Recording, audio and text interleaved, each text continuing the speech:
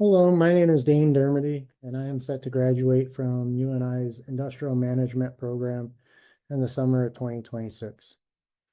Part of the reason that I chose to go for this program when I did was because 20 years ago, when I originally went to Kirkwood Community College for my Associates of Applied Science degree, upon completion of that, I knew that I was capable of more, and I always regretted that I didn't go and do more.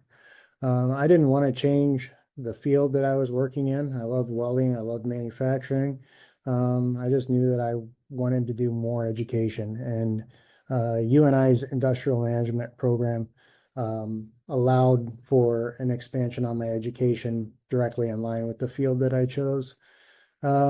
Some of the benefits that I found from the UNI program is I wasn't ever overwhelmed with work for a course.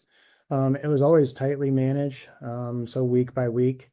And so at the beginning of the week or early in the week, I could look and see what I had to do, and then I could adjust that to fit into my work schedule through the week. And so, I was able to schedule my time that I needed to commit to the work that I needed to do for both UNI and for my personal life. So I thought the flexibility of that was great.